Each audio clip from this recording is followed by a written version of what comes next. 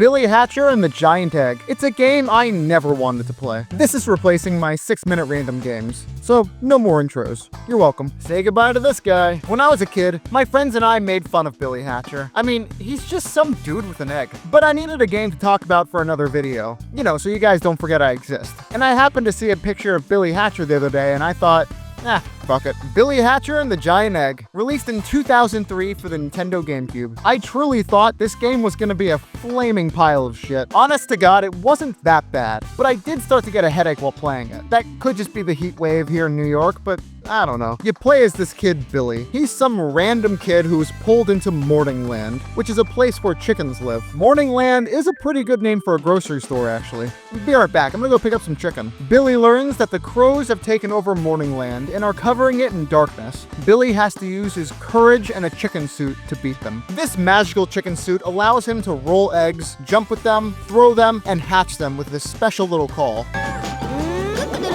He breaks all the chicken elders out of their confinement and helps them turn on the 6 lights to bring their world back. Beating crows and their monsters along the way, Billy wins. He brings sunlight back to all of Morningland and gets to go home. Oh yeah, and he's also got 3 friends who went along with him. They're usually only in multiplayer, but you can find them in single player in situations like this. I want to point out that the game was made by Yuji Naka, the man responsible for Sonic, Knights, and Ball and Wonderworld. Sonic is the outlier here, but I want to focus a little bit on Knights and Ball and Wonderworld. Stop me if any of this sounds familiar. Kid gets sucked into magical world where some dark being or beings are tormenting it and bringing about chaos and darkness. The kid, or kids, has to use their courage and bravery to fight against these dark beings and bring this magical world back to its former glory. Now, I've said this before in a short, but this guy Yuji Naka is literally a one-trick pony. The story does kind of blow, but what did you expect from this guy? The gameplay, though. The gameplay is much better than I thought it was going to be. You roll eggs and use them to kill monsters. You can either ram into them, dash into them, throw the egg, jump and slam down, or throw the egg from the air. Dashing and jumping also gives you a further jump. Slamming down lets you bounce up higher than you would have by just jumping. As a platformer, the game is simple enough for kids to get into it, but it's complex enough to reward players for getting better at the game. I actually think it's pretty well made. You get ranked at the end based on how well you did on hatching, combos, and your time. Sonic players should be way too familiar with this. Oh, and hatching too. As you go, you can feed your egg, which makes them bigger and bigger. Once they're at maximum capacity, they can go and be hatched. Some eggs give you power-ups, sometimes 1-ups, and sometimes a little animal dude who fights for you. Just like a Chow from Sonic Adventure. Speaking of Chows, you can find one of them in the game. He's just a reskin of another animal, but still pretty cool. There's also lots of other Sega characters found in certain eggs too. You'll need to get a certain amount of coins to get them out though. After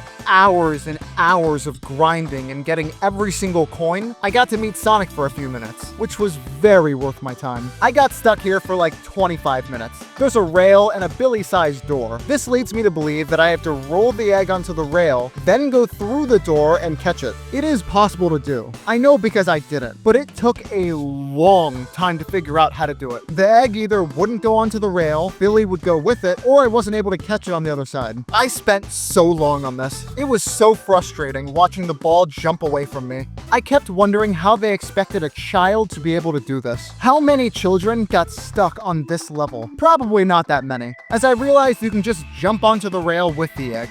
I need a fucking drink. There's also some Game Boy Advance games to unlock. You need a Game Boy Advance to connect to your GameCube to get them to work. Now, I used the ROM to do this, so I couldn't actually get these ones to work. So here's a video from Zach Squallsnake G showing you the games. Link in the description, as per usual. Go check them out. There's actually a 2D remake of Nights into Dreams in it. I wish I had known this from my Nights into Dreams video, which was my first video, and it's one you should definitely go check out. The boss battles of Billy Hatcher are actually pretty decent too. The last one is super confusing, but the rest are genuinely good. They use Billy's need for eggs to attack, so you have to be careful not to break the egg or get yourself hurt at the same time. You also don't have to beat the entire game just to beat the story. You only need to get 25 emblems in the game. There are lots of extra levels in this game that all have their own emblems that you just don't really need. There's a ton of content in this game with genuine replayability. I mean, you're out of your mind if you ever think I'd replay this game as an adult, but it is really well made. A lot better than I ever thought it was going to be. Oh yeah, and there's multiplayer mode called Battle Mode. Luckily, my girlfriend didn't hate the idea idea of playing Billy Hatcher, so I got in a couple rounds. There's a couple different modes here, but we only played time. You fight each other and try to kill each other more times than the other person. She got pretty good in a few minutes, but said the way the camera works sucks. Now, she also said this about Sonic Adventure 2, so I'm not quite sure I agree. So is Billy Hatcher a terrible game? No. But is there much reason to play it besides nostalgia?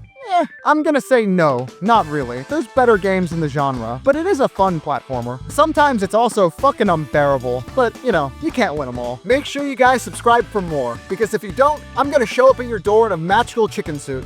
And you won't like me in my chicken suit. Or nothing will happen. But do you really want to find out?